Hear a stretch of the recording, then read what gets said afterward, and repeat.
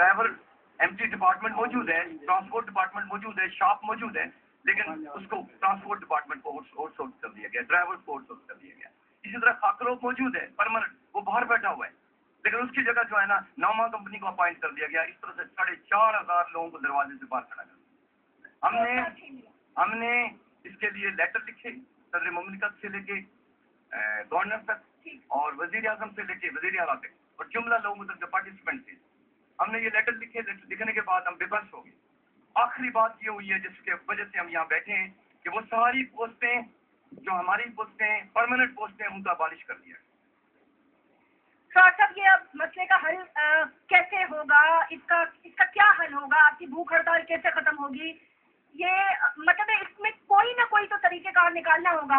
आप तकलीफ में, ये तकलीफ में, हम तकलीफ में, पूरा शहर कराची का रोशनियों का, तबाहियों का शहर बन गया और अंधेरों का शहर बन गया। और केएससी तो बिल्कुल ऐसे हो गई है जैसे कि लोगों से बिल भी ले रही है और उनका दुश्मन भी, अपनी आवाम का दुश्मन बन गई है। क्या हल होगा इसका?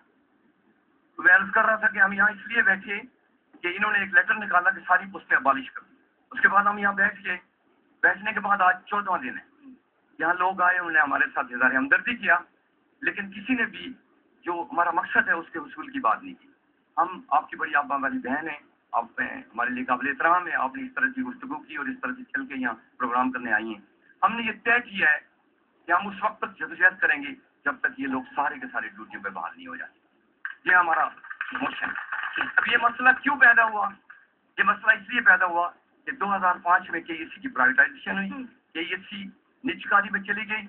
आप चूंकि टाइम ज्यादा नहीं है, आप गौर करें कि जनरेशन नहीं बढ़ी है, जनरेशन घट गई। अगर 1700 मेगावाट थी तो आज 400 मेगावाट है। अभी राय साहब ने कहा है कि हम इनको 800 मेगावाट दे रहे हैं और पैसे भी नहीं दे रहे हैं। इसी तरह से तेल के पैसे भी नहीं दे रहे, इस तरह से गैस के पैसे भी नहीं दे रहे। इसका मतलब यह कि स्टेट के अंदर स्टेट बना रखी है और इन्होंने आज की तारीख में हमारे 14 बंदों को डिसमिस कर दिया है। क्यों?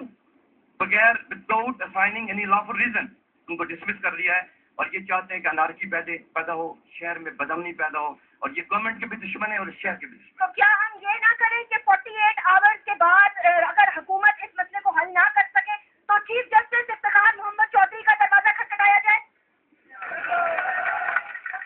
क्योंकि जब चीफ जस्टिस इफ्तिखार मोहम्मद चौधरी साहब ट्रैफिक पर, लाइट पर, पानी पर सुओ मोटो ले सकते हैं, तो कराची की आवाम बेबस तड़प रही है, मजदूरों को नौकरी से निकाल रहे हैं और कोई हल नहीं हो रहा।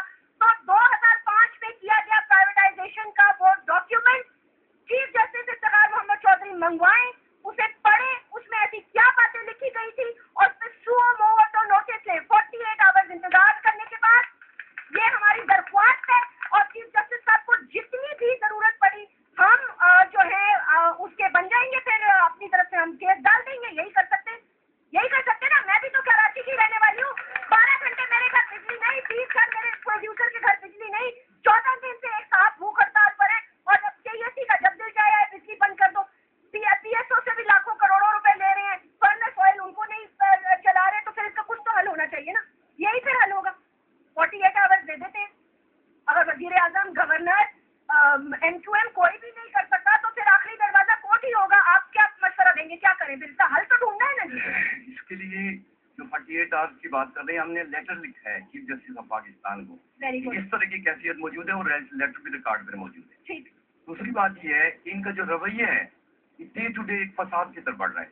हमारे 2 साथी आज आ रहे थे अपनी ड्यूटी से इस हड़ताली कैंप की तरफ, उनको रास्ते से अरेस्ट कर दिया। गुल मोहम्मद और ताजबरीन अरेस्ट कर लिया और उन पे 4 ऐसे सेक्शन डाले हैं जो नॉन अवेलेबल। इसका मतलब ये हुआ कि ये हजारों लोग एजुकेशन पे उतर आए, खंबे उखाड़ के फेंक दें और इस शहर की जो है ना सत्यानाश कर दें। मेरी हम पहले ही देखें, दुनिया हमें दहशतगर्द कह रही है। खुदा का वास्ता, मतलब एतबार ऑपरेशन हो गया, सारी दुनिया हमें लान तान कर रही है। वैसे ही दहशतगर्दी के मारे हुए, बमों के मारे हुए, अवाम पानी बिजली की मारी हुई। आप अमन की बात करें, हम आपके साथ हैं। हमारी अर्ज सुने। हम इसलिए यहाँ बैठे हैं कि वो रेडिकल ग्रुप जो है हर तंजीमों और हर इदारों में होता है, वो लोगों को जब देखता है इस तरह की कैफियत है, मेडिकल में ये जेनरिक नेम लेके आ गए हैं। आप बड़े सीनियर सूरत हाल को समझने वाली हैं। आपको पता है कि ट्रेड नेम और जेनरिक नेम में कितना फर्क होता है। अब पता ये चला कि जो हार्ट का पेशेंट है उसको अच्छी सी बोतल में दवाई तो मिलेगी लेकिन वो जहर होगा। अब हमारे साथियों को इस तरह से जज्बाती मुश्किल किया जा रहा है। हम इस इश्ताल को कम करने के लिए यहाँ आके भूख हड़ताल में बैठे हैं। हम इसके अलावा मर सकते हैं और क्या कर सकते हैं। नहीं, अल्लाह ना करे कि ऐसी सिचुएशन आए। नाज़रीन, मैं सिर्फ इतना ही कहना चाहूंगी कि आज के प्रोग्राम का वक्त तो खत्म हुआ जाता है,